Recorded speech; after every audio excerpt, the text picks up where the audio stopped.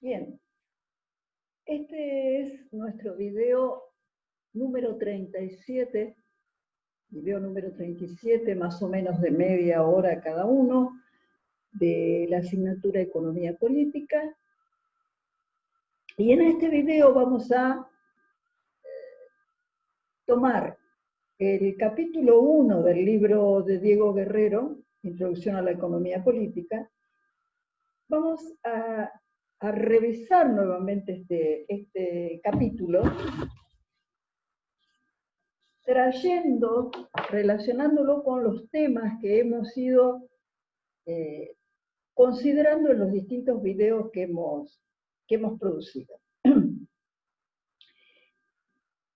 La primera discusión que Guerrero plantea es la discusión entre economía, teoría económica pura, economías secas y economía política, lo que él denomina y resuelve como economía enfoque ortodoxo versus enfoque heterodoxo.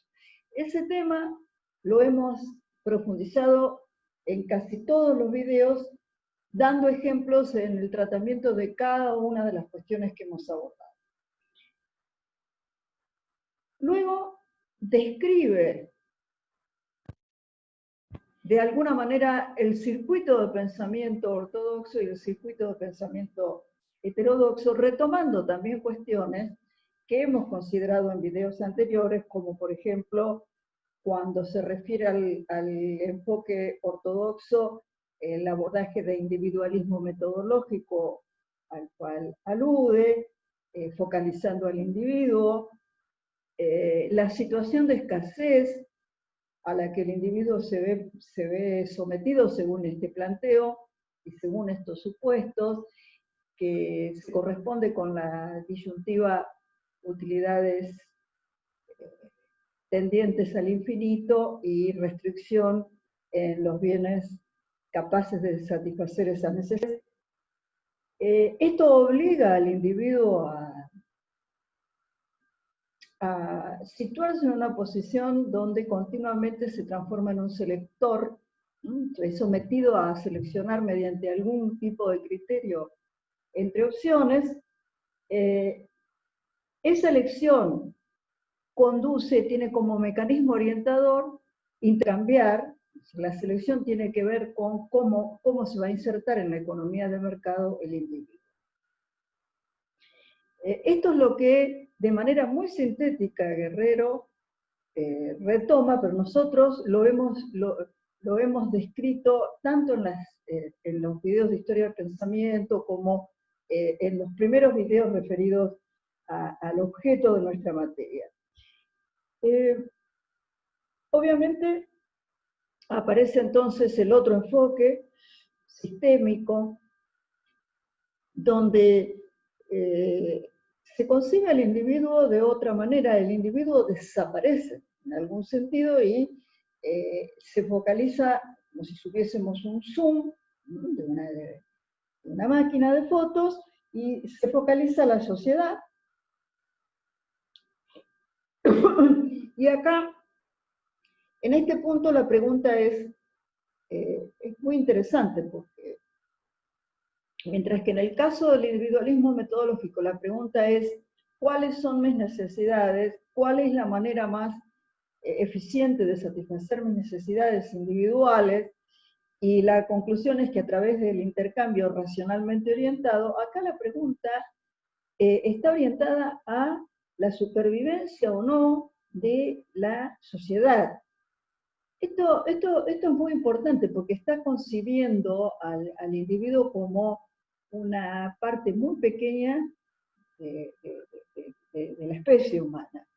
Entonces, la pregunta no tiene que ver con la satisfacción de las necesidades individuales, sino la posibilidad o no de supervivencia de la especie, de la sociedad humana como especie.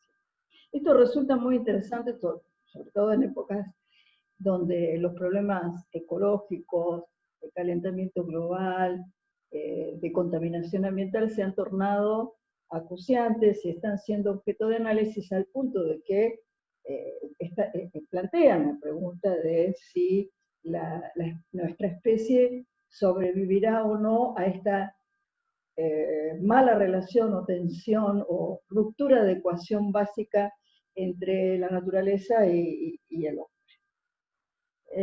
Bien, pero terminado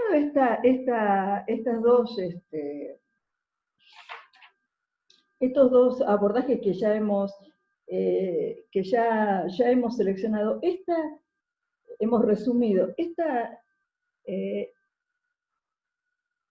nueva ubicación, o una ubicación, esta ubicación de la heterodoxia en el ámbito de la sociedad en general,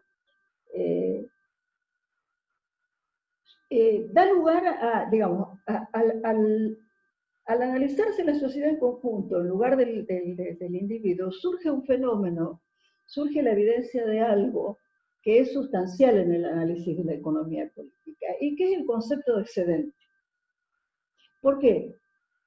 Porque el planteo de la economía política es que, precisamente, si consideramos al individuo como centro del análisis, se nos va a perder la información de qué pasa en la totalidad del sistema. Y lo que sucede en la totalidad del sistema es que la sociedad produce más que lo necesario para su supervivencia o autosostenimiento. Y ese más, ese excedente, que es aquello que precisamente está por encima, excede de la producción necesaria para que la sociedad se pueda reproducir sin problemas, incluso reproducir una escala cada vez mayor, ese excedente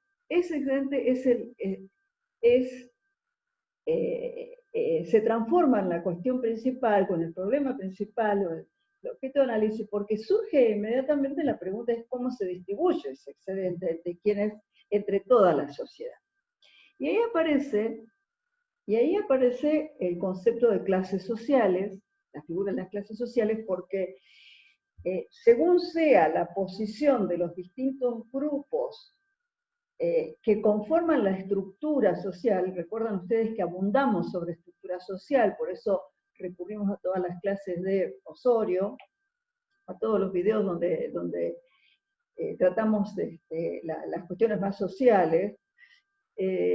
La sociedad de clases se define, la pertenencia a las clases se define a partir de los mecanismos de distribución que la sociedad establezca respecto de este excedente. Entonces, lo que sucede es que la sociedad logra producir más que lo necesario para garantizar su reproducción, y sin embargo, en la distribución aparece el problema de fracciones o grupos sociales que no alcanzan a reproducirse y grupos sociales que acumulan.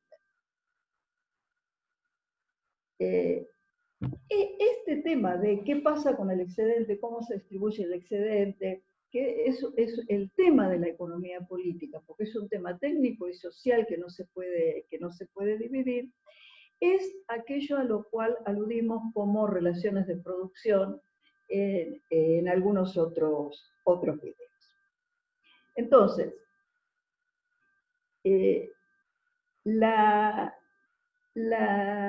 supervivencia, la posibilidad de supervivencia a escala expandida de la sociedad, de que la sociedad pueda continuar sobreviviendo y además garantizar una sociedad creciente en cantidad de miembros, esto tiene que ver con la combinación, con el modo de producción, que la sociedad articule, y este modo de producción determina lo que va a pasar con el excedente, cómo se va a distribuir. Entonces, este modo de producción tiene, por un lado, un componente más tecnológico que también aludimos en los otros videos, que es el avance de las fuerzas productivas, y tiene un componente netamente social, que son las relaciones de producción. Es decir, cómo avanza la sociedad en cuanto a su capacidad de producir y cómo se articulan las relaciones al interior de la sociedad para que esta mayor producción se distribuya.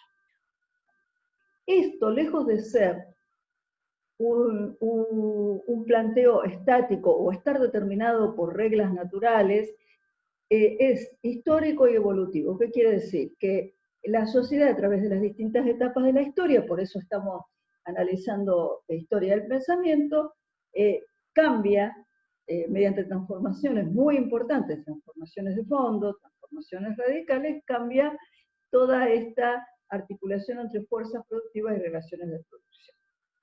De manera que, así como el intercambio, digamos, en el razonamiento de la economía ortodoxa aparece el individuo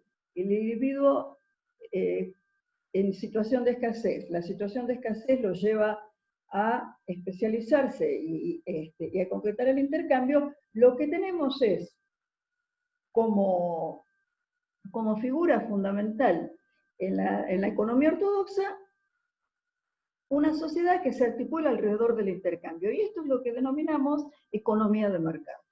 La economía de mercado es lo que nosotros hemos visto en el modelo de flujo circular. Un modelo de economía donde los flujos de producción, de ingreso y de gasto son distribuidos, articulados a través de un mecanismo impersonal que es el mercado. Entonces, nuevamente tenemos acá en Guerrero, de manera muy sintética, lo que habíamos analizado.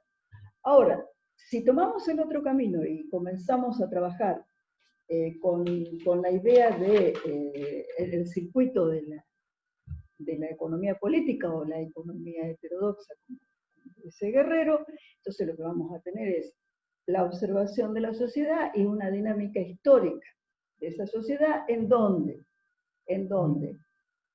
los individuos son condicionados en su comportamiento, o el comportamiento de los individuos aparece inserto, condicionado en una estructura social, y esta estructura social evoluciona en forma de distintos modos de producción. Mientras que el mercado y la idea de intercambio da parte de la base de una igualdad en las relaciones entre individuos, es decir, no es una sociedad, pero esta especie de sociedad que imagina o que plantea la economía ortodoxa es un conjunto está integrada por muchísimos individuos, cada uno en paridad de condiciones respecto del otro, intercambiando a partir de las reglas impersonales que fija el mercado. Esto es muy importante para ustedes que van a ser abogados, porque el derecho, digamos, se puede aceptar o no el reconocimiento de esta supuesta igualdad, o puede reconocer la existencia de una estructura social donde hay diferencias de clase. Obviamente que esto hace que el flujo circular sea visto por Guerrero. Nuevamente vamos a acudir al flujo circular, cada vez lo vamos analizando con más elementos, y Guerrero hace algunas críticas que vale la pena insistir, ahora que después de todos los videos que hemos recorrido tenemos más fundamentos, tenemos más claridad como para entender estas críticas. Lo que dice Guerrero es lo siguiente: este bloque de familias con el cual el modelo de flujo circular trabaja, y lo hemos usado abundantemente y hemos hablado de las particularidades de este modelo tal cual lo enfoca, por ejemplo, Castro y Leza. Este concepto de familia proyecta esta visión de sociedad de familias igualitarias, donde la estructura social no aparece.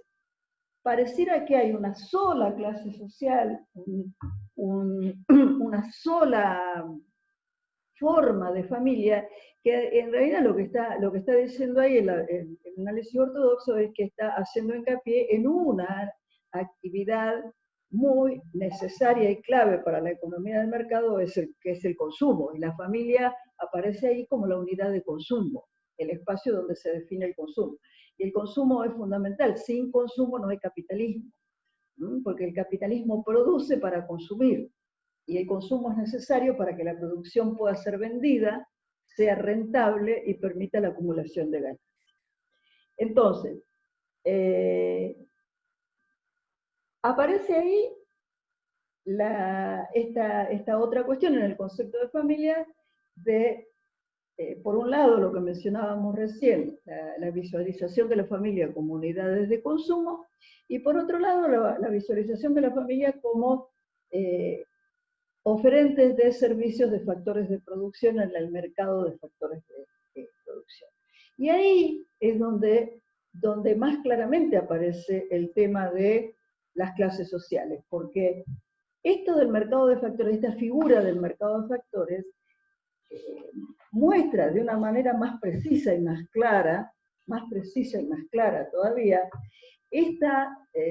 este planteo de la economía ortodoxa de situar a los individuos en un plano abstracto de igualdad y suponerlos como unidades que soportan, o, digamos, sufren la cuestión de la escasez y por eso deben intercambiar. Esta idea del intercambio se proyecta automáticamente así al mercado de factores, donde cada uno ofrece a las empresas y las empresas contratan lo que tiene, cuando desde una perspectiva de diferenciación de una estructura social, lo que tenemos es una gran división de la sociedad, en propietarios y no propietarios de factores de producción, los no propietarios de factores de producción, tal cual, por eso sirve recordar lo que vimos en los videos de historia del pensamiento, cuando Adam Smith planteaba la aparición, el surgimiento del capitalismo, y las críticas que se le hacían desde un pensamiento más marxista, digamos, en cuanto a este surgimiento de la figura del asalariado, que carente de todo tipo de medios de subsistencia, porque carece de derechos de propiedad, no tiene derechos de propiedad, es conducido al intercambio para poder satisfacer sus necesidades, al intercambio de su fuerza de trabajo o de su trabajo por un salario. Y esto también es importante para el derecho, porque, por ejemplo, todo lo que es el derecho laboral está estructurado sobre la base de esta discusión, de esta concepción de si la relación laboral es una relación entre iguales o es una relación donde hay una persona que no tiene propiedades y que debe subsistir y por eso cobra un salario y otro la emplea o la contrata. Después, aparecen dos cosas también que es necesario aclarar. Y ahora que estamos ya cerrando la primera unidad de macro, y en la próxima vamos a ver el Estado, también surge acá el inconveniente o la excesiva simplificación de no considerar, o el carácter restrictivo y limitado que tiene que considerar este modelo de flujo circular sin la presencia del Estado, porque no es cierto que el Estado no está. Precisamente todo lo que estamos hablando, todo lo que estamos analizando, esta diferencia entre clases sociales, que después condiciona la posición de cada individuo frente a la sociedad, qué tiene que hacer para poder subsistir, cómo va a ser retribuida su participación, de qué manera participa en el proceso productivo. Todo esto tiene un basamento jurídico, y el gran basamento jurídico de esto son los derechos de propiedad. Y los derechos de propiedad están garantizados en la estructura normativa del Estado. El Estado, si el Estado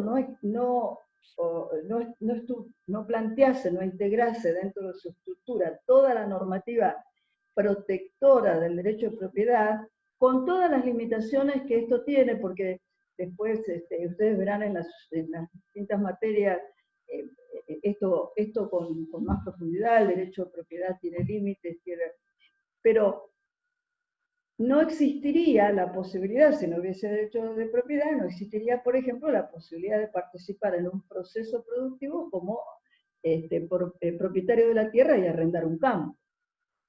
Digamos, si no existiese el derecho de propiedad, no existiría la renta de la cual nosotros venimos hablando cuando decimos salario, interés, renta, beneficio. Obviamente, tampoco, si no existiesen los bancos privados que también están organizados a partir de la convalidación por parte del Estado de una estructura jurídica que protege el derecho de propiedad, tampoco existiría la posibilidad de pescar dinero a intereses, o sería distinto. Y tampoco existiría la empresa capitalista organizada tal cual aparece en el modelo de flujo circular, como una mera intermediación de contratos. La empresa capitalista, el empresario capitalista existe porque la normativa jurídica, y ahí está, la normativa jurídica implica el Estado, sostiene el derecho de propiedad de la producción por parte de quien es el titular de la empresa o de las máquinas. Y esto, por supuesto, con todas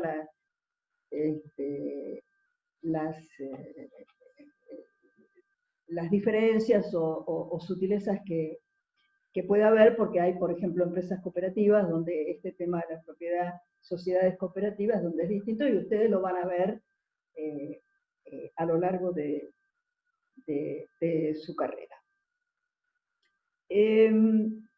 Bueno, hay otro tema que también menciona Guerrero, que es importante y conviene aclararlo, que tiene que ver con el funcionamiento de los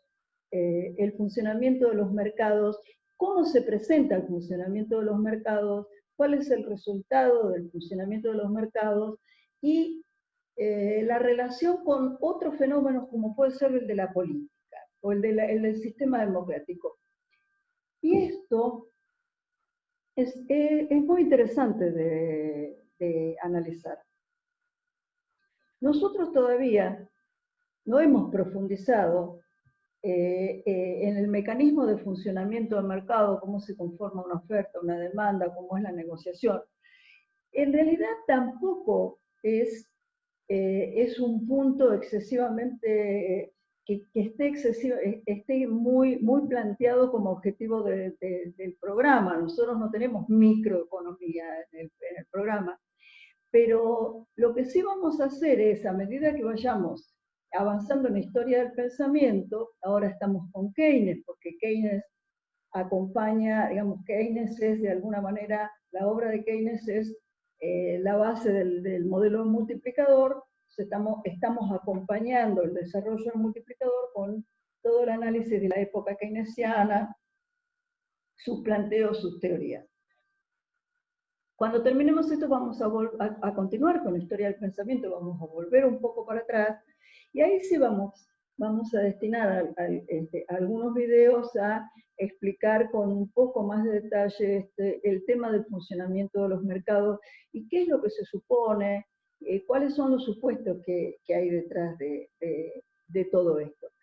Pero en este video, donde estamos repasando Guerrero, hay un aspecto que es importante resaltar, que es nuevamente la consideración de la idea o del concepto de demanda y la cuestión de las necesidades. No se olviden ustedes, y esto es lo que menciona Guerrero, que por algo en nuestro modelo de flujo circular, precisamente la circulación de bienes y servicios ya sea servicios factoriales o bienes de producto, o bienes finales, se ve convalidada o tiene como contrapartida un flujo nominal de dinero. Entonces, pequeño detalle, cuando nos situamos en el mercado de bienes y servicios, lo que estamos viendo ahí es un conjunto, un flujo de capacidad de gasto que viene de las familias deciden gastar en bienes de consumo.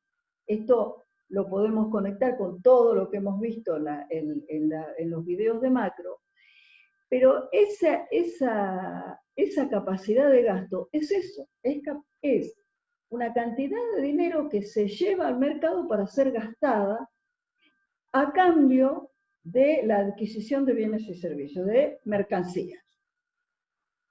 En este caso, limitémonos a los bienes de consumo. Dejemos por el momento el tema de los bienes de capital. Ahora, ese flujo de gasto, esa función de inversión que nosotros hemos desarrollado cuando vimos el multiplicador, esa demanda efectiva, se llama precisamente efectiva porque es dinero que las familias están dispuestas a dejar en el mercado a cambio de bienes de consumo. Esto no tiene nada que ver, es decir, esta como le llama Guerrero, demanda solvente. Solvencia es capacidad de pago. Capacidad de pago. Yo soy solvente si tengo dinero para pagar y comprar cosas. Bueno, Guerrero le llama demanda solvente porque esta cantidad de dinero es lo que le interesa a las empresas porque lo que quieren es vender. Pero no tiene nada que ver con el grado de satisfacción, el nivel de satisfacción de las necesidades de las familias, al punto que si una familia no participa ya sea como propietario o no propietaria de un recurso factor de producción en el mercado de factores productivos y no obtiene ingresos, automáticamente queda excluida del mercado de bienes y servicios. Esto lo podemos ver y es parte de, digamos, el objetivo de mostrarlos para que ustedes vean la diferencia entre el planteo del modelo del flujo circular y cómo de esto nos vamos a la realidad económica o a la economía realidad.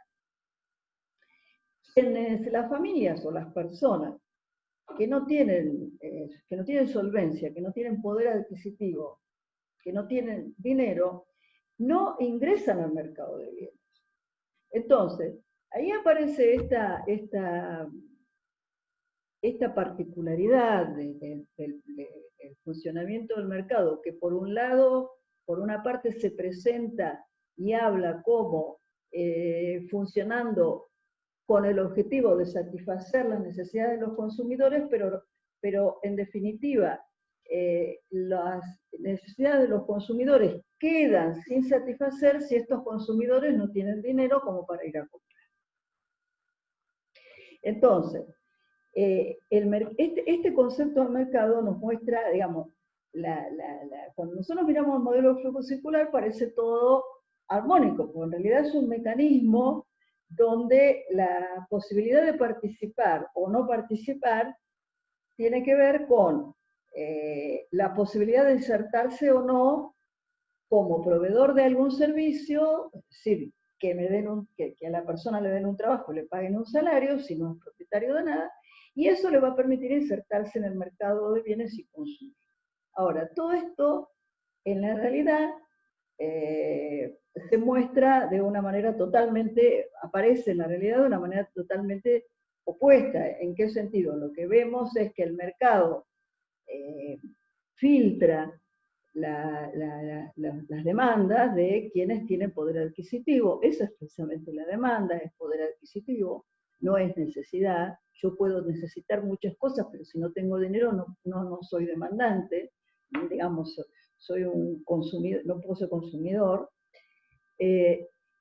Y la realidad de cantidades, cifras y datos de la realidad que nos muestran una gran cantidad de porcentaje de la población y sectores sociales que no ven satisfechas sus necesidades porque quedan fuera del mercado, no pueden acceder al mercado.